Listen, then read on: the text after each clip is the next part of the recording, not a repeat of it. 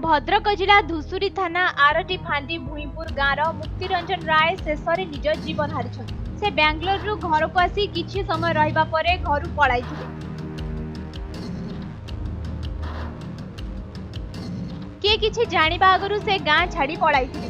बांगालोर रे महिला को हत्या करी से फ्रिज रे रखिथिले। पुलिस नजर को से संदेह रे आसीबा आगरु बांगालोर छाड़ी ओडिशा पळाइ आसीथिले।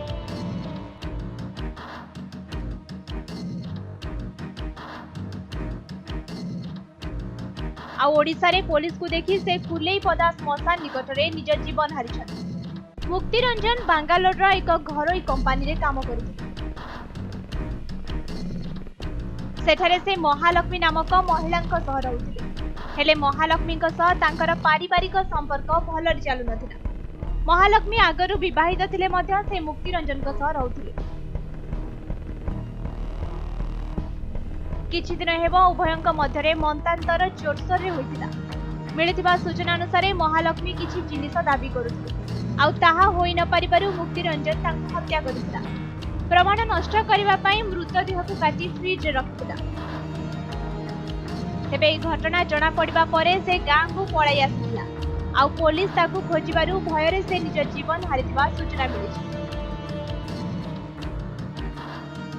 मृतदेह निकटरू एक डायरी और लैपटॉप जबत होइछि। तेबे सेथिरे घटनार प्रकृत रहस्य थाई पारे बोली अनुमान करा जाउछि। जणा पहिला मोरा नेत टेंशन कोन पाई रहूछु कहला मोरा भूल काम कर दे। किछि समय पर कहला मोरा भूल काम बहु कर देछि। अरे कोन भूल करलु कहला आइर को मो जोठी रहउथिनी पूरा जीव को मार देछि।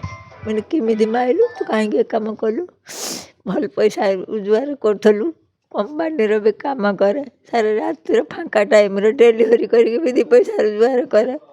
इमिति के मासु को कहला मासु बोलू 40-50 हजार टका रोजगार करे सब पैसा को से नहीं गला काहे ता फर तो पड़ेलु पळि आसिम नहीं नहने गाँ को कहला गाँ को आसी तो खटी पारि मिने कोन करी हमर तो परिस्थिति अभाव भल नहीं आ दी भाई की पाठ पढ़े के मनीष कर 3 वर्ष है 2 वर्ष 2.5 वर्ष है घर को आसुनी। सर भाई को मृत्यु विषय में किसी जाननी।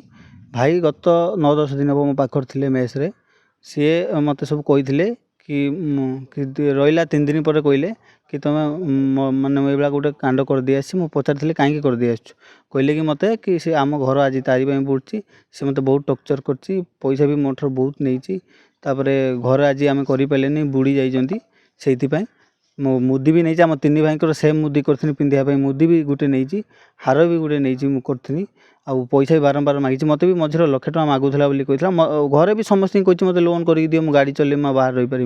रिसेंटली एक लेडी का मर्डर जो हुआ था तो उस केस का इन्वेस्टिगेशन के लिए एक टीम आए थे। उनका प्राइम एक्यूज्ड भद्रक को बिलोंग कर रहे करके तो उनको पकड़ने के लिए आए थे। तो वो टीम उसको राउंड अप करके उनका अपहरण करने से पहले ही वो पर्सन उसका नाम मुक्ति रंजन राय है दूसरी थाना एरिया को बिलोंग कर रहा है। तो उसने कल सुबह सुसाइड किया है बाय हैंगिंग सुसाइड करके उनका डेथ हुआ है।